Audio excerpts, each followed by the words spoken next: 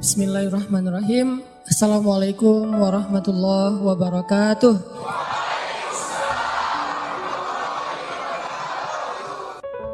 Kita akan ngebahas teknis untuk bisa menghijrahkan status dengan melobi langit. Dengan doa.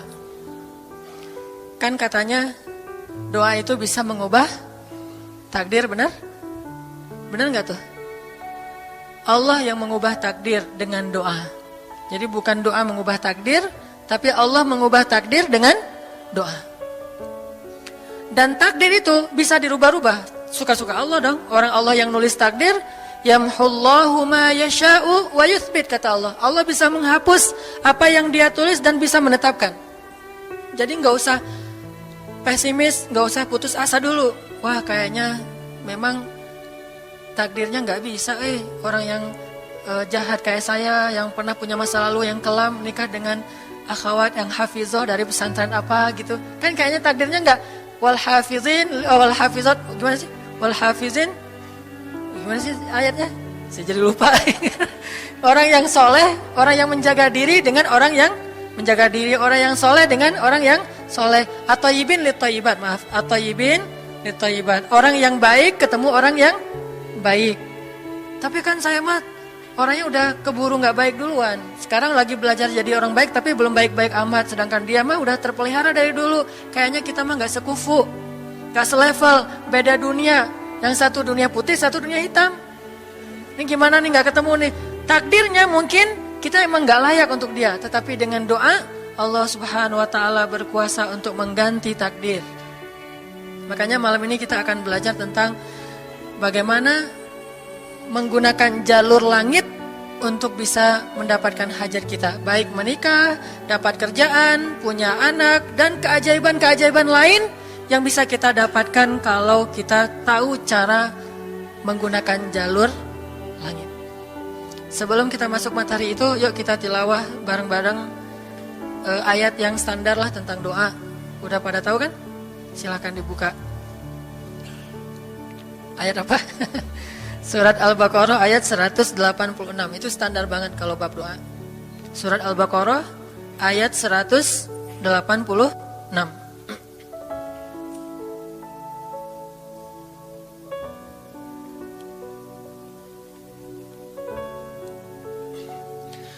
A'udzu billahi minasy syaithanir rajim. Enggak?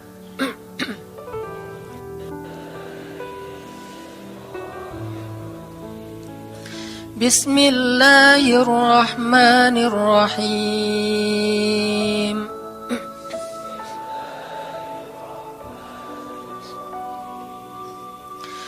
Wa idza sa'alaka 'ibadi 'anni fa inni qarib.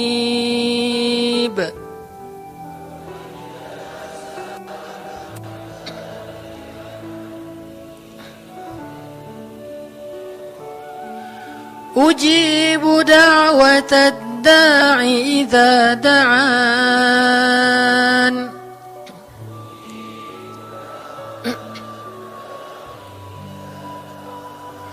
Falyastajibu li wal yu'minu bi la'allahum yarshudun.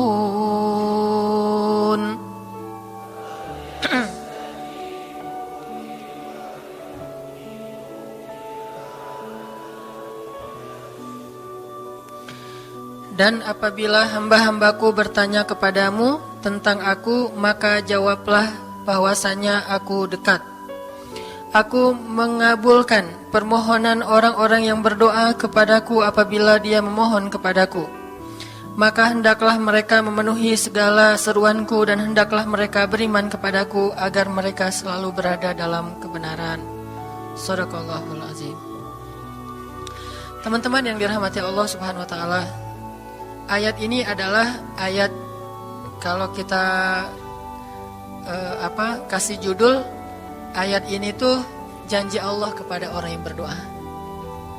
Janji Allah kepada orang yang berdoa. Makanya doa itu benar-benar senjata orang mukmin. melebihi senjata apapun yang dimiliki oleh seseorang. Paling dahsyat itu kalau punya doa. Jadi kalau orang yakin kepada Allah, maka dan keyakinan dia kepada Allah lebih besar daripada keyakinan dia kepada apapun, maka selama dia masih bisa berdoa kepada Allah, dia tenang. Ada masalah dikit, oh ilahi. Ada masalah dikit, ilahi. Ada masalah dikit, Rabbi. Terus saja. Ada masalah sepele apapun, minta ke Allah. Ada masalah apapun, minta ke Allah. Dan kata Nabi, janganlah kalian menjadi lemah dalam berdoa, karena sesungguhnya tidak akan binasa seseorang selama dia masih berdoa kepada Allah. Itu hadis Nabi dari Aisyah. Janganlah kalian menjadi lemah dalam berdoa, artinya jadi pundung, jadi putus asa dalam berdoa, karena tidak akan binasa seseorang selama dia masih berdoa kepada Allah Subhanahu wa Ta'ala. Jadi kalau kita masih terus mengharap dan meminta kepada Allah, kita nggak akan binasa, kita nggak akan kalah, kita nggak akan rugi. Dan kata para ulama, segala sesuatu di dunia ini akan pergi dan tidak kembali. Ini clue penting nih, bisa dicatat.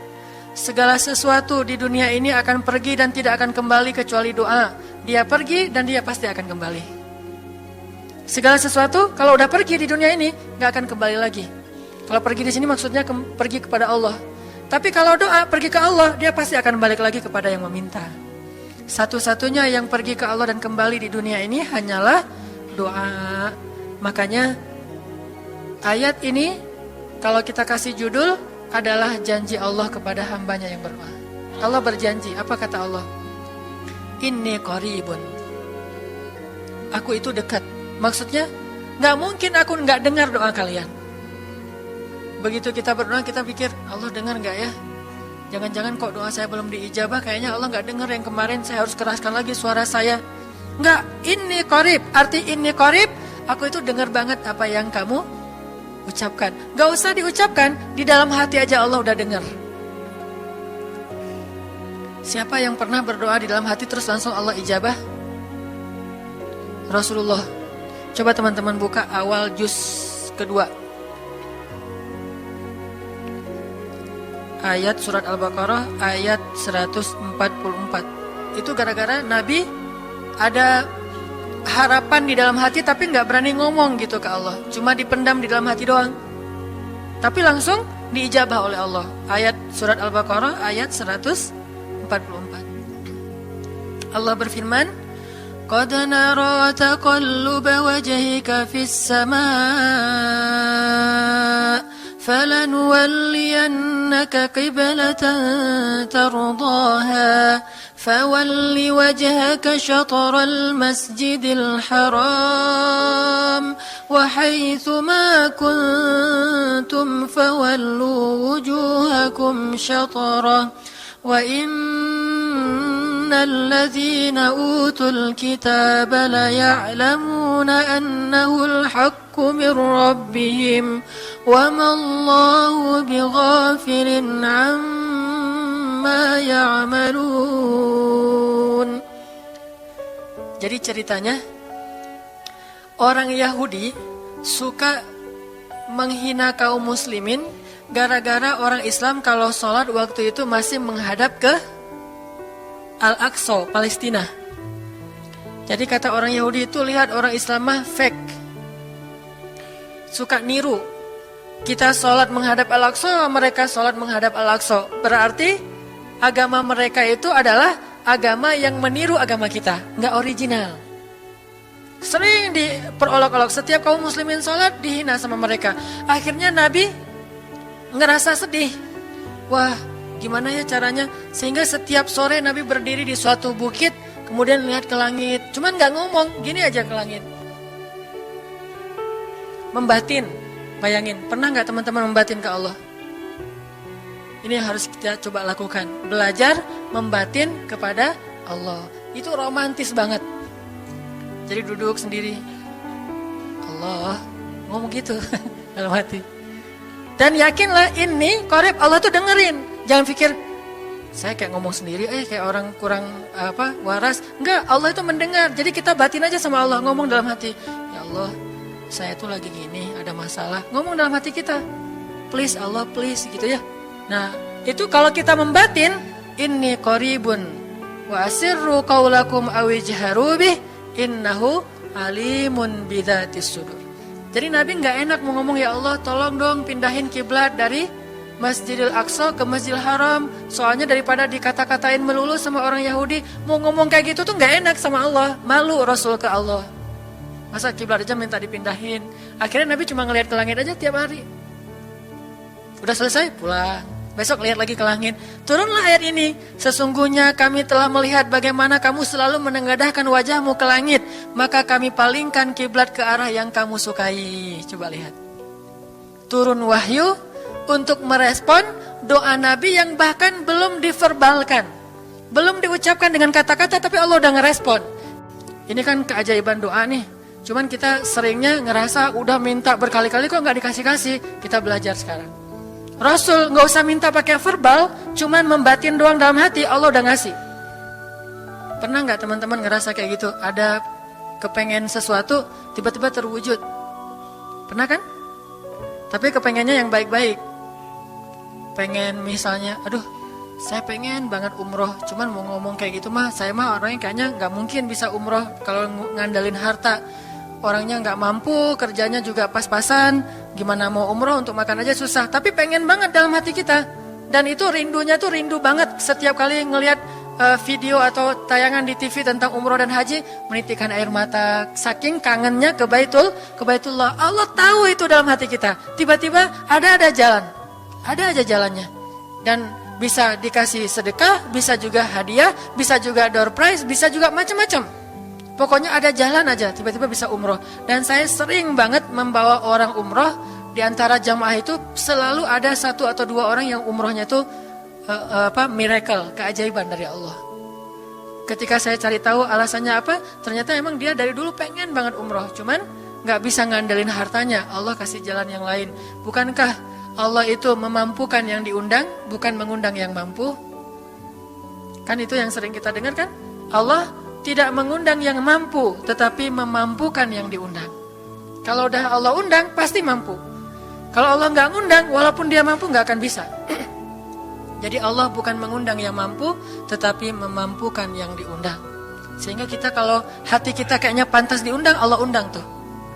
Begitu juga dalam urusan rezeki. Aduh saya pengen kerjaan yang kerjaannya itu lebih halal, lebih nyaman, bisa sholat berjamaah tepat waktu, ada waktu juga buat keluarga, bisa juga berdakwah ke teman-teman. Akhirnya membatin kita itu karena kuat banget, Allah wujudkan.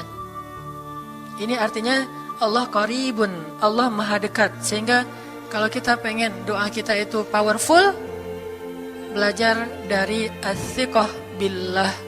Tips pertama adalah as-siqah billah. Percaya deh sama Allah. Percaya sama Allah. Jangan berdoa dengan ragu-ragu. Kayak kita datang kepada seseorang untuk minjem duit, tapi kita ragu, dia nih kayaknya orangnya susah kalau dipinjemin. Kalau minta dipinjemin gitu. Ini saya lagi ada masalah dikit nih, boleh minta bantu nggak? Apa? Gimana ya ngomongnya? Susah ngomongnya tuh, ragu-ragu gitu kan ya. Akhirnya kita ngomongnya tuh nggak enak, nggak nyaman, membuat dia juga ngasih ke kita juga ragu-ragu. Akhirnya nggak nyaman tuh hubungan kita sama dia. Tapi kalau kita yakin banget sama dia orangnya baik, kalaupun dia nggak ngasih dengan cara yang kita minta, kita yakin bahwa dia tuh pasti akan nolong kita. Sehingga kita akan curhat masalah kita itu dengan tulus. Bahwa kita punya masalah kayak gini-gini, bukannya kita mau minta-minta, cuman sifat dari manusia itu saling tolong-menolong. Kita beritahu masalah kita, dan kita yakin dia pasti akan nolong kita. Kalau nggak bisa ngasih duit, dia akan minta tolong kepada orang lain yang mungkin bisa membantu kita. Dia akan ngasih link, dia akan memediasikan kita. Oh, aduh maaf ya, saya juga lagi sekarang lagi butuh uang. Ini lagi nabung-nabung juga, sama kita mah lagi sama-sama pengen hijrah status. Cuman nih saya kenal ada temen nih yang dia alhamdulillah orangnya tuh suka banget bantu orang lain. Mungkin saya bisa merekomendasikan, saya bisa bantu kamu, ayo kita jalan bareng, ngomong sama temennya. Pokoknya kita yakin dia bisa nolong. Nah kalau kita yakin, percaya sama Allah, Allah itu gak butuh perantara. Allah bisa nolong kita dengan cara apapun. Walaupun takdirnya udah ditulis, kamu tuh gak akan punya istri sampai meninggal dunia. Ya Allah masa gitu sih, gak akan punya istri. Ya Allah, tapi gimana masa saya mau hidup sendiri terus? Kamu gak akan punya istri, kata malaikat teh. Ini orang doanya katakan malaikat dengerin doa kita ya. Kalau di hati malaikat nggak tahu, tapi kalau di lisan kita doa, ya Allah, beri saya seorang suami yang benar-benar bisa mendidik agama saya. Kata malaikat, Neng, ganti doa yang lain aja tuh Neng. Itu mah takdirnya udah ditulis, Neng gak akan punya suami. Kata malaikat. Kita mah walaupun malaikat ngomong gitu, biarin aja. Ya Allah, Engkau Maha Rahman, Maha Wadud, Engkau bisa mengubah takdir. Kata malaikat, ya juga sih, cuma takdirnya udah ditulis Neng. Ya Allah, terus aja tiba-tiba tok, Assalamualaikum, Waalaikumsalam. Ayahnya nemuin, ternyata pas kita nguping dari kamar, wah itulah calon pangeran kita yang datang untuk melamar kita, calon raja, calon imam. Malaikat heran-heran, wah subhanallah nih si Neng ini gak putus asa dalam meminta. Kita juga gitu, doa aja terus. Walaupun takdirnya sudah ditulis, karena Allah bisa mengubah takdir lewat doa dan harapan. Masih ingat cerita seorang ibu di zaman Nabi Musa dulu? Yang datang kepada Nabi Musa bilang, ya Nabi Allah, ya Kalim Allah, saya gak punya anak, udah tua kayak gini, bisa gak ya? Saya minta tolong Nabi Musa doa kepada Allah supaya saya punya anak. Kata Nabi Musa, bisa aja sih, gak apa-apa ibu. Ya udah saya doain, ya Allah, ini ada ibu minta anak. Kata Allah, ya Musa bilang ke dia gak akan punya anak, itu sudah takdirnya. Kata Nabi Musa, ibu maaf, udah ada jawaban nih dari Allah. Gimana ya Nabi Musa? Allah bilang takdir ibu gak akan punya anak. Oh gitu ya, ya udah deh pulang. Sampai di rumah, ya Rahim, ya Rahim, doa aja terus. Besok datang lagi, karena dia pengen tahu kabar dari langit. Nabi Musa itu bisa bicara ke langit. Ya Nabi Allah, saya mau tahu nih, kira-kira Allah sudah memperkenalkan belum ya permintaan saya? Permintaan apa? Pengen punya anak. Tapi kan kemarin udah, kata Allah takdirnya gak akan punya anak. Ya coba aja dulu sekali lagi, siapa tahu sudah mau. Sekarang Allah memperkenankan. Wah ini benar-benar dia husnuzan sama Allah. Siqah, percaya sama Allah. Gak percaya kepada yang lain, percaya sama Allah aja. Nabi Musa karena udah terus aja direngekin minta gitu. Nabi Musa bilang, ya Allah, ini ada ibu yang kemarin, gimana dong ya Allah? Kata Nabi Musa, kata Allah, ya Musa, takdirnya dia gak akan punya anak. Bilang sama dia, ibu, udah terima aja takdir ibu gak akan punya anak. Oh iya, pulang lagi. Ya Rahim, terus aja sepanjang malam, sepanjang hari doa. Berhari-hari datang lagi kepada Nabi Musa. Ya Nabi Allah, udah berubah belum? Udah mau belum Allah ngasih saya anak?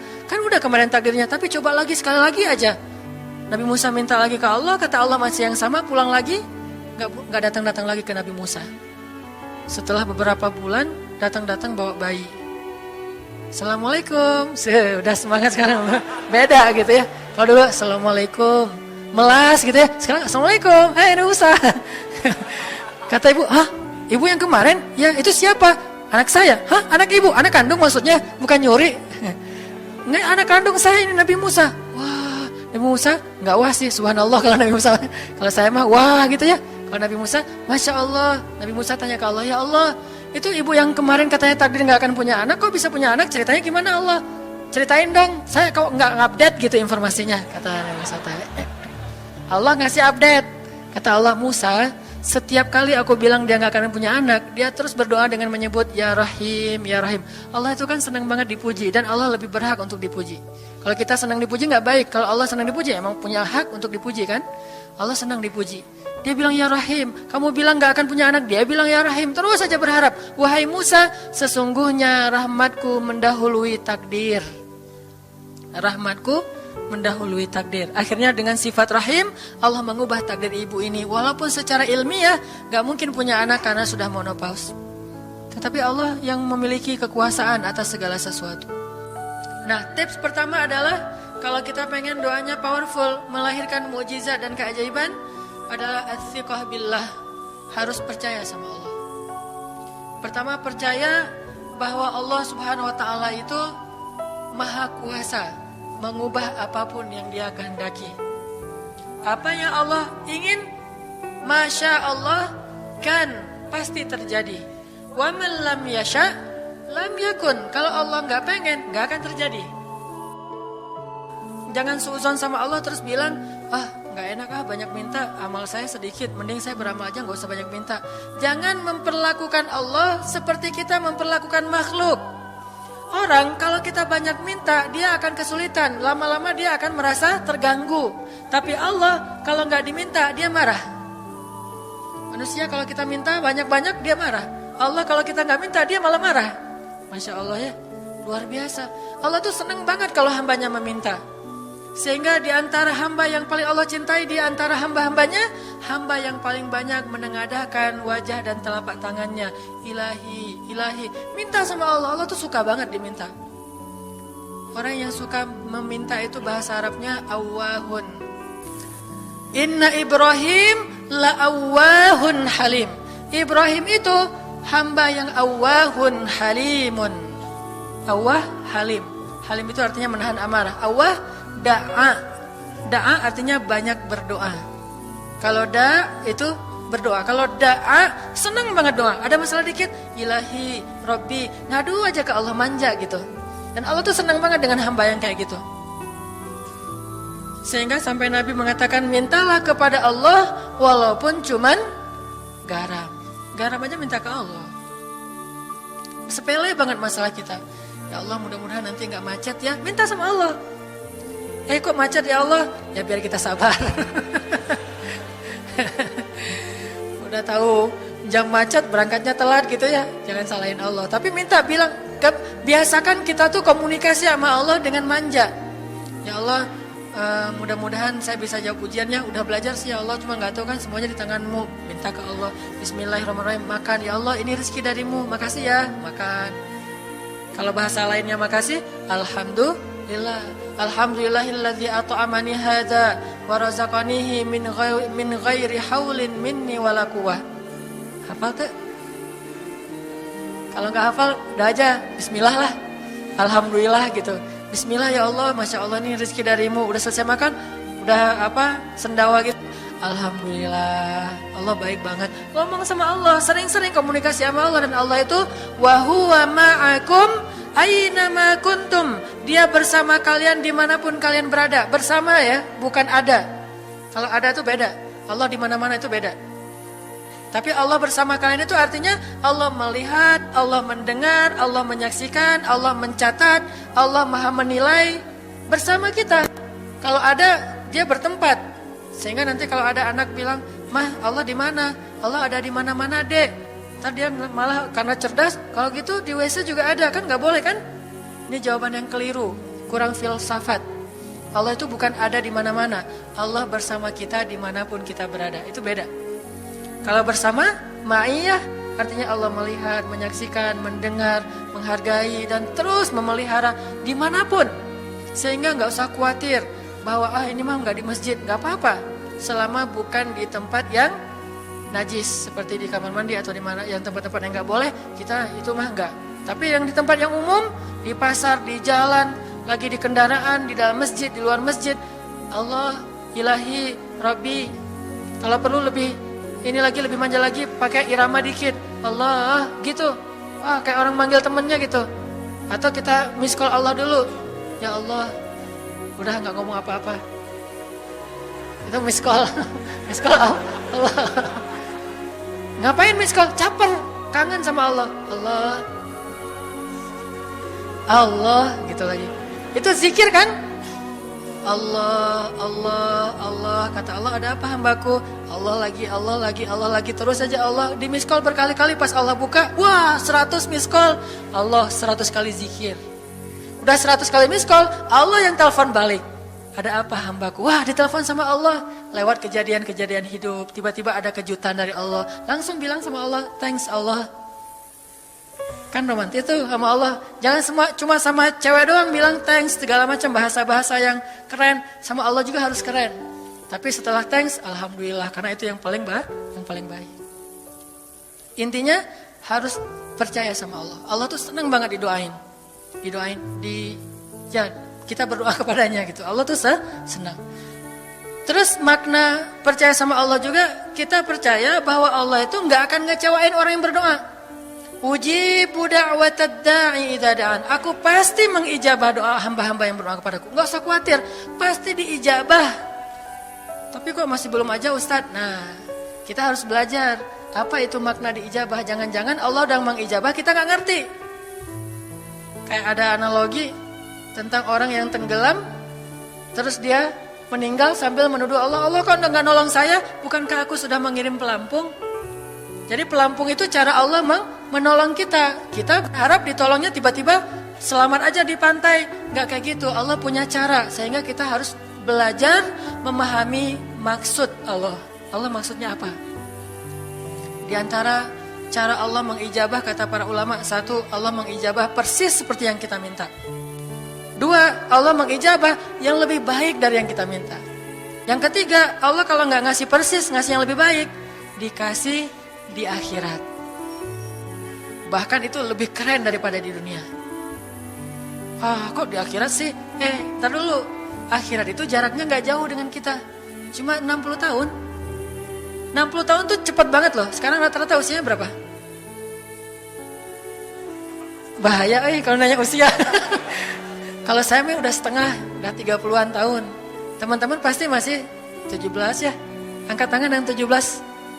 Nggak ada. Di bawah 20 tahun, di bawah 20 tahun. Yang di atas 40. Nggak berani ngangkat tangan, ada sih. Artinya waktu 60 tahun itu nggak lama, sebentar doang.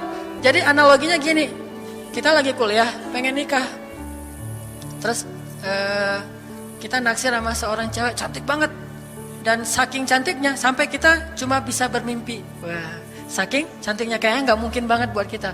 Tiba-tiba ayahnya bilang, "Dek, kamu senang sama anak saya?" "Yang mana Pak?" Masih nanya yang mana? Takutnya yang tadi kebalik. Ini yang lagi kuliah yang namanya si Fulanah misalnya. Sebutlah namanya Nisa apa gitu ya. Terus dia bilang, "Boleh Bapak setuju kamu nikah sama anak saya, tapi ditunda dulu sampai kamu lulus kuliah." Kita seneng gak tuh? Sampai lulus kuliah, gak apa-apa. Masa kita bilang, "Gak mau Pak, kalau lulus kuliah mending gak usah deh, saya mau yang sekarang." Pasti gak gitu kan? Karena kita tahu ini cantik banget, keren banget, soleha banget, idola banyak cowok-cowok di kampus, dikasih buat kita. Syaratnya cuma satu, tunggu lulus kuliah 4 tahun lagi. Pasti kita akan sabar banget menanti itu. Gak mungkin kita bilang, "Pak, Bapak kalau nawar yang serius dong, 4 tahun lah lama tuh Pak." Yang kedua, tips supaya doa kita powerful. Kalau doa sama Allah itu yang romantis. Bahasa Arabnya munajat, curhat sama Allah.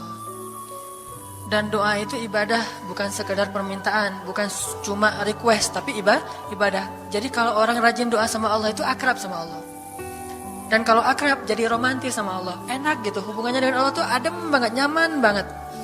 Pas dia berdoa, "Ilahi," gini ngomong kayak Nabi Zakaria yang tadi di surat Maryam pas sholat rakaat kedua. Apa kata Zakaria? Ini bentuk curhatnya Zakaria. Qala rabbi inni wahanal azmu minni washta'ala ar-ra'su shayba wa lam akun bidu'aika rabbi syaqiyya. Nabi Zakaria doa romantis, suaranya pelan. Wadhkur fil Zikru rahmati rabbika abdahu Zakaria idh nada rabbahu nidaan khafiyya. Nidaan khafiyya. Zakaria tuh kalau doa tuh lirih banget suaranya, lembut banget. Jadi duduk sendiri, "Ilahi ya Allah," bersenandung seperti Nabi Daud. Romantis sama Allah, bukan "Ya Allah." Itu mah doa khusus untuk perang, itu mah. Doain Palestina, doain Suriah itu harus tegas. Kayak Nabi kalau berdoa itu dengan menelunjuk. Kadang Nabi mengangkat tangan, kadang Nabi mengangkat kedua tangan sampai tinggi, kadang Nabi nggak mengangkat tangan, kadang Nabi memakai telunjuk. Semuanya itu sunnah. Jangan kita saling debat masalah, "Oh nggak boleh angkat tangan." Kadang Nabi mengangkat tangan, kadang Nabi tidak mengangkat tangan, kadang Nabi malah menunjuk gini. Kalau urusannya bab perang, biasanya gini, "Ya Allah, ya Allah," bukan nyuruh Allah ya. Beda kesannya nunjuk Arab dengan nunjuk Indonesia. Kalau Arab, ngapain lo nunjuk gue? Kan gitu ya. Kalau Allah mah nggak kayak gitu. Allah pakai bahasa Arab, jadi pakai filsafat Arab. Nunjuk itu maknanya sangat berharap dan tegas gitu. Jadi kita doa pelan, "Ya Ilahi inni wahanal 'azmu minni washta'ala ar-ra'su shayba wa lam akun bidu'aika rabbi syaqiyya. Ya Allah, tulang saya udah lemah, rambut saya sudah beruban semuanya, tidak ada satu helai pun yang hitam. Tapi saya belum pernah berputus asa dari berdoa kepadamu ya Allah. Ini namanya curhat. Wa inni khiftul mawaliya min warai. Ya Allah, saya takut banget kalau saya meninggal tidak ada yang meneruskan dakwah saya, sedangkan Bani Israel itu mudah tergelincir. Fahabli min ladunka waliya. Ya Allah, beri saya seorang anak, walaupun istri saya sudah mandul, tapi saya terus berharap kepadamu ya Allah. Ya Allah, please gitu. Waj'alhu rabbi radiyya. Ya Allah, jadikan anak itu yang sangat engkau ridhoi. Minta Nabi Zakaria ke Allah. Tiba-tiba dapat kejutan. Ya Zakaria, inna nubashiruka bi ghulam. Wahai Zakaria, bergembiralah, kamu akan punya seorang anak laki-laki. Itu hasil curhat ke Allah. Langsung Allah kasih nama. Ismuhu Yahya lam naj'al lahu min qablu samiyya. Namanya Yahya, kata Allah. Jangan cari lagi di Google. Udah ada namanya tuh, nggak perlu lagi nyari di googling gitu, nama yang bagus apa gitu kan ya. Lagi serius-serius. Ismuhu Yahya, itu sebaik-baik nama, namanya datang dari langit. Ismuhu Yahya lam naj'al lahu min qablu samiyya. Belum pernah ada anak sesoleh dia di muka bumi. Wah, ini first nih, anak paling soleh. Terus kata Allah, wahananan, anaknya lemah lembut, wa zakatan, anaknya suci, wa taqiyya, anaknya bertakwa, namanya Hanan At-Taqi.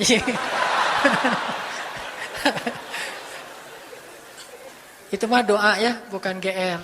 Karena saya juga belum bertakwa. Hanya Allah yang tahu siapa yang paling bertakwa. Terus apalagi sifatnya? Wa barram biwalidayhi, anaknya sangat berbakti kepada orang tua. Allah kasih spesifikasi anak yang Allah pengen ngasih ke Zakaria. Itu luar biasa sifat-sifatnya. Wa barran biwalidayhi, enggak pernah nyakitin orang tua. Walam yakun jabbaran 'asiyya, enggak pernah berlaku kasar, tidak pernah bermaksiat, enggak pernah berdosa tuh Yahya. Wassalam, Allah menjaga dia. Wassalamun alaihi yauma wulida, Allah jaga dia ketika dia lahir. Wa yauma yamutu, ketika dia wafat. Wa yauma yub'atsu hayya, ketika dia dibangkitkan. Wah, ini dijamin dunia akhirat sama Allah. Hasil munajat. Allah kasih kejutan yang paling istimewa. Makanya bermunajatlah kepada Allah.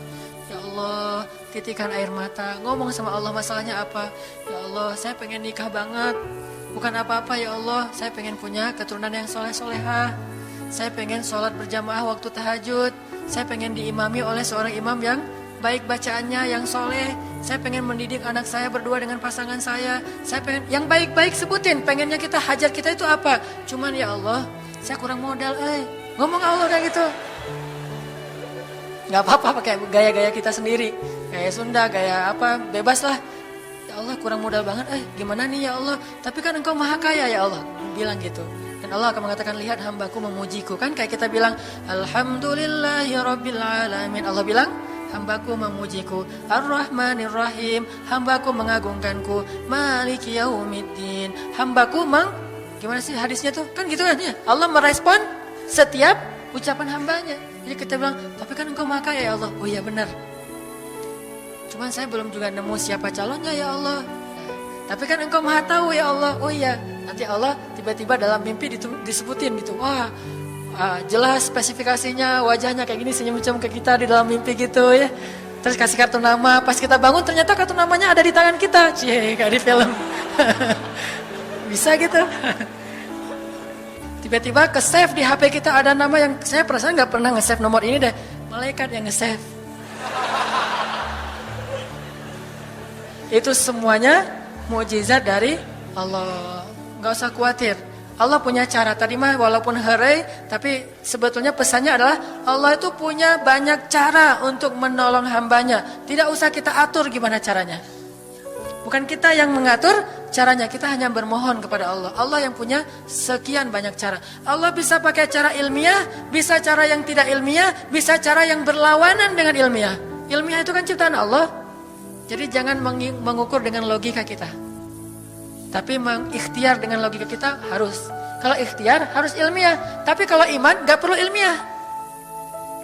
Sakit, ikhtiarnya ke dokter. Tapi yakinnya gak boleh yakin sama dokter. Ikhtiarnya seilmiah mungkin. Tapi imannya gak boleh ilmiah, Rabbaniyah. Allah berkuasa dengan ilmiah, tanpa ilmiah, bertentangan dengan ilmiah. Allah bisa menciptakan seseorang dari ayah dan ibunya. Bisa tanpa ayah tapi punya ibu doang seperti Isa. Atau bisa gak punya ayah, gak punya ibu seperti Adam. Allah bisa menciptakan onta dari induknya, bisa keluar dari batu seperti untanya Nabi Soleh. Allah maha kuasa, makhluk tidak kuasa. Minta sama Allah dengan harapan-harapan yang indah, munajat. Jadi sekarang coba kita dengar bagaimana munajatnya Nabi ketika pulang dari Taif. Nabi itu kan sedih banget pulang dari Taif. Luar biasa dihinanya oleh orang-orang Taif. Di antara penghinaan orang Taif yang masih terekam oleh sejarah itu, orang Taif mencemooh Nabi dengan mengatakan, emangnya benar kamu itu, emangnya benar Allah mengangkat kamu jadi Nabi? Itu dihina gitu. Muhammad, beneran gitu Allah mengangkat kamu jadi Nabi? Kayak gak ada orang lain, kata orang Taif. Terus ada lagi yang bilang, Muhammad, kalau kamu itu seorang Nabi, saya tidak berani ngomong sama kamu, nanti saya terkutuk. Tapi kalau kamu bukan Nabi, pendusta, ngapain juga saya ngomong sama kamu? Jadi mending gak usah ngomong aja, daripada ngomong dengan pendusta. Intinya dia gak mau ngomong sama Nabi, tapi meracau. Dia bilang, kalau kamu Nabi, kalau saya berdebat kamu, saya akan dikutuk. Kalau kamu bukan Nabi, berarti kamu pendusta. Ngapain juga saya berdebat sama kamu, menghina. Ada yang bilang, hei Muhammad, pergi kamu, jangan dekat-dekat dengan kampung kami. Disuruh anak kecil mengusir Nabi, bayangin.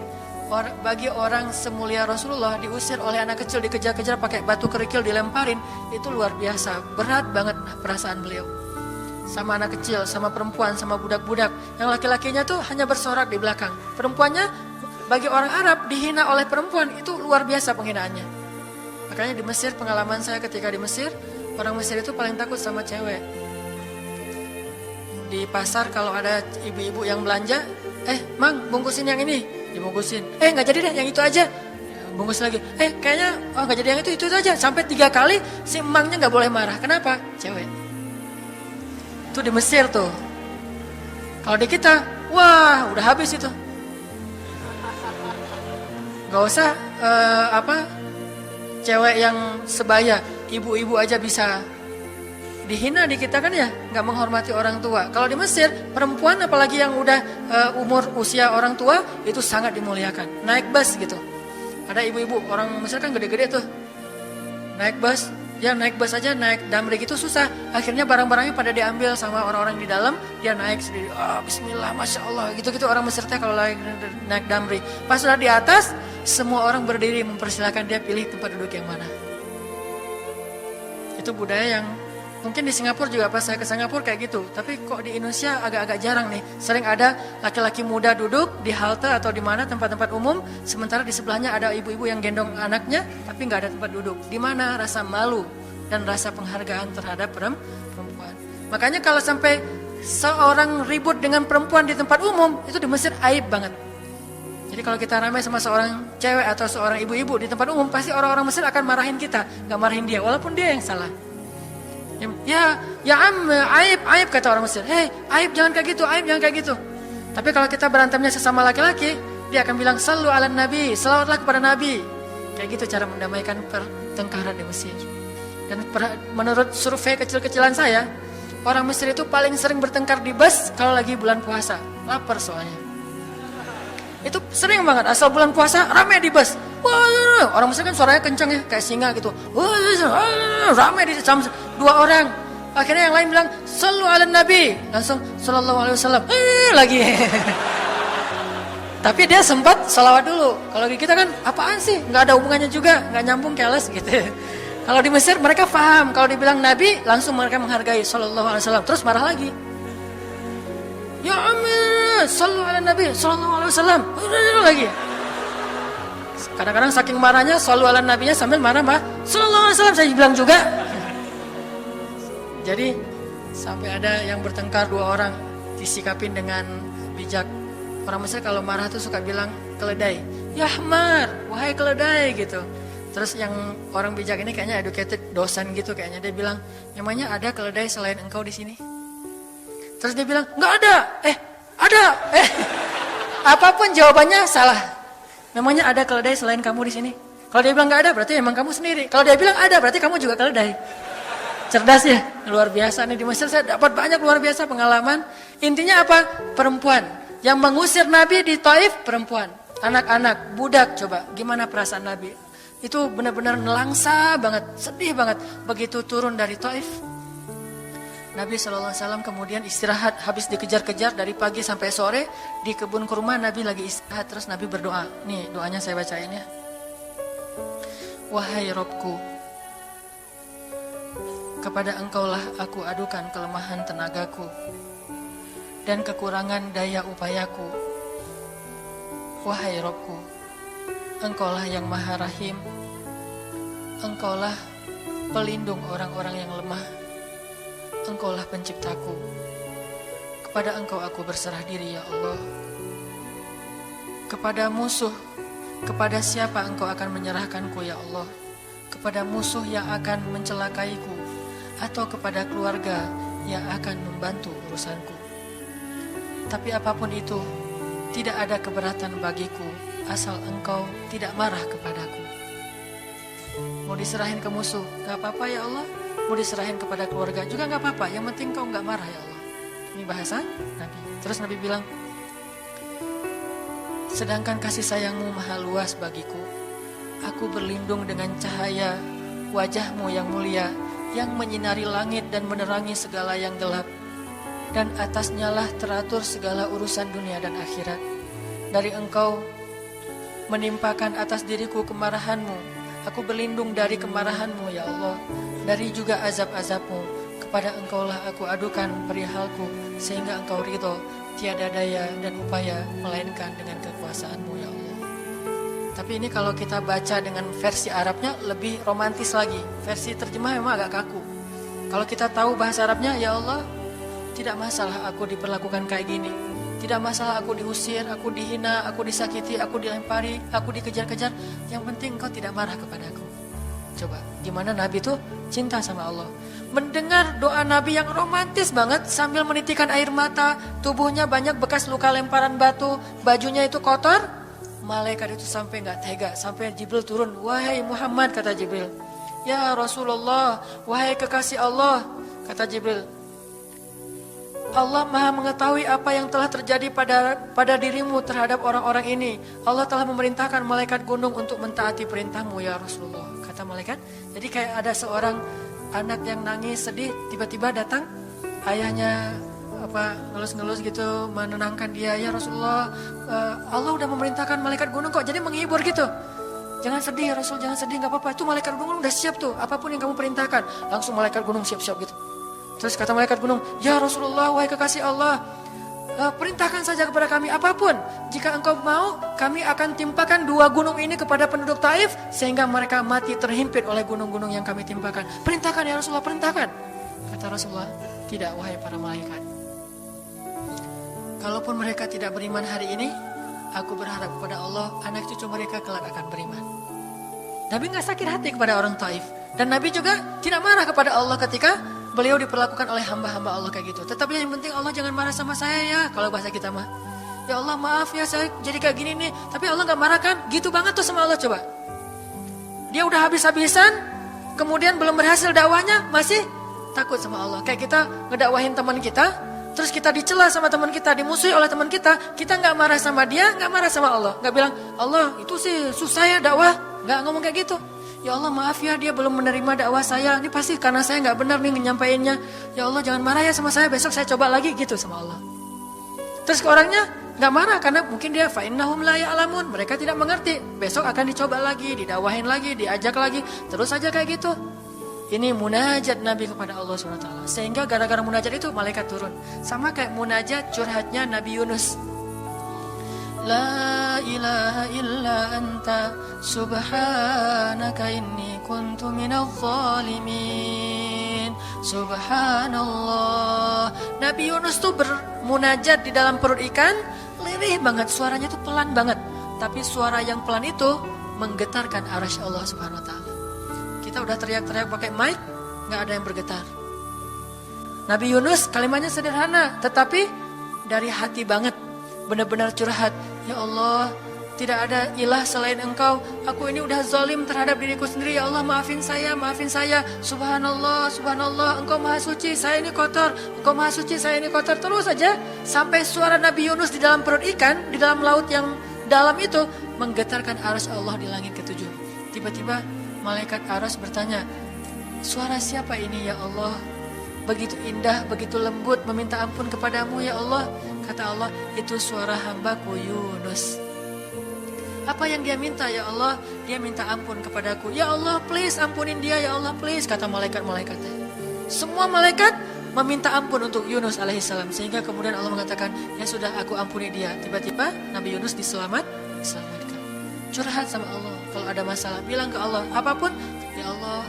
Duduk sambil bersandar di pohon. Ya Allah, coba buka surat Al-Qasas. Gimana Nabi Musa itu suka curhat kepada Allah. Surat Al-Qasas, surat 28 ya. Ayat nih ya. Ayat 16 coba. Ketika Nabi Musa nggak sengaja bunuh orang Kipti, Egyptian. Rabbi, ini zalamtu nafsi, faghfirli ya Rabbi. Ya Rabbi, saya tuh udah zalim, maafin saya ya Allah, ampuni saya. Ada masalah dikit, ngomong ke Allah. Habis ada kesalahan, ngomong ke Allah. Terus dia bilang lagi, Rabbi, ayat 17, bima an'amta alayya falan akuna zahiran lil mujrimin. Ya Allah, janganlah Engkau jadikan aku termasuk orang-orang yang berdurhaka atau berbuat dosa. Udah. Terus ada masalah lagi. Nabi Musa diusir dari Mesir, dikejar-kejar sama tentara Firaun di ayat 21. Apa kata Musa? Rabbi, najjini minal qaumil zalimin. Ya Rabbi, selamatkan saya dari orang-orang yang zalim. Ngomong lagi ke Allah. Udah, Nabi Musa pergi sekarang. Kemana perginya? Dari Mesir ke Yordania, Madian kalau bahasa dulu. Pergi tuh. Begitu pergi ke Madian, bilang lagi ke ayat 22. Asa Rabbi ayyahdiyani sawa asabil. Mudah-mudahan Allah kasih saya jalan ya. Ya Allah, tunjukin dong saya jalan harus kemana nih. Saya nggak tahu harus kemana larinya. Allah tunjukin. Jalan sampai ke Madian. Begitu udah selesai adegan menolong dua orang perempuan yang sedang memberi minuman ternak, Nabi Musa capek kan? Udah seharian jalan, kemudian kurang makanan, sendiri, nggak jelas negeri yang beliau tuju. Akhirnya beliau bersandar di sebuah pohon di ayat 24. Terus beliau mengatakan, Rabbi, inni lima anzalta ilayya min khairin faqir. Ya Allah, saya butuh banget kebaikan darimu ya Allah. Saya sekarang lapar, saya haus, saya nggak punya tempat tinggal. Saya sangat butuh kepada kebaikan darimu. Bilang ke Allah, tiba-tiba habis doa kayak gitu, datanglah cewek itu dengan malu-malu kan. Ayat berikutnya, ternyata cewek itu adalah bakal jadi istri Musa. Jadi kalau ada apa-apa bilang ke Allah.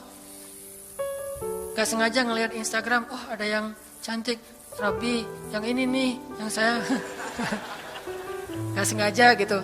Tapi jangan dikepoin ya, dan jangan terlalu lama ngelihatnya, sekilas saja. Atau minimal kalau nggak yang ini, yang kayak gini ya Allah, ya Allah, gitu. Ngomong nanti ketika selesai sholat. Makanya banyak-banyak doa sama Allah. Dan yang romantis, yang lembut, banyak-banyak berzikir. Jadi sebelum doa itu tasbih dulu. Tasbihnya dengan bahasa yang kita nyaman. Subhanallah, subhanallah boleh. Atau dinyanyikan juga nggak masalah dengan suara yang baik. Bukankah Nabi menyuruh kita menghiasi Al-Quran itu dengan suara kita? Dan diantara isi Al-Quran adalah zikir. Kita bisa bilang Subhanallah, Subhanallah, Subhanallah. Coba kayak gitu malam hari sendiri. Pasti orang yang lewat dekat rumah kita bakalan lari gitu ya, dikirain ada soal. Malam hari zikir di kos-kosan gitu, pada teman-teman pada kabur semuanya. Dikirain ada yang gentayangan. Subhanallah, Subhanallah, Subhanallah. Jadi kalau teman-teman bersiul, bersiullah dengan zikrullah. Daripada kita bersiul dengan lagu-lagu yang misalnya hanya irama biasa kan ya. Saya udah gak hafal ya lagu-lagu terbaru. Yang dulu-dulu mah yang saya tahu paling kau hancurkan hatiku, hancurkan. Nah gitu aja bersiulnya di mobil, kau hancurkan hatiku. Mending kita Subhanallah, Subhanallah, Subhanallah, Subhanallah, Subhanallah, Subhanallah. Biasain aja bersiul dengan nama Allah. Itu namanya miskolin Allah. Sehingga nanti Allah akan melihat, wah ada hambaku nih menyebut-nyebut nama aku, kan di miskol tuh caper dulu. Udah gitu baru ya Allah, baru minta sama Allah. Jadi, kalau kita mau munajat, mau romantis, mau curhat sama Allah, sebut nama Allah, agungkan kebesaran Allah, berselawat kepada kekasih Allah, yaitu Rasulullah Sallallahu Alaihi Sayyidina Muhammad. Mau pakai Sayyidina mangga, nggak pakai Sayyidina mangga. Yang penting jangan ribut bab Sayyidinanya. Mau doa aja, nggak ada tuh Sayyidina, rame kan? Jadi berdoa ada, jadi debat kan ya, komen, udah aja nggak masalah. Mau pakai Sayyidina, mangga nggak pakai Sayyidina juga nggak masalah, tergantung mazhab. Ada yang nyaman harus pakai Sayyidina karena saya cinta sama Rasulullah. Ada yang nyaman saya justru karena cinta sama Rasulullah, nggak mau nambah-nambah kayak gimana Nabi mengucapkan aja, mangga. Yang penting salawat. Allahumma sholli ala Muhammad, Allahumma sholli ala Sayyidina Muhammad. Baru minta, ya Allah saya lagi ada masalah gini nih ya Allah, sebutin, curhat sama Allah. Dengan demikian doa kita akan diijabah insya Allah. Tapi ini baru berapa nih? Baru 2 ya. Ada beberapa tips untuk doa yang powerful, insya Allah ini akan kita lanjutkan pada pertemuan yang akan datang.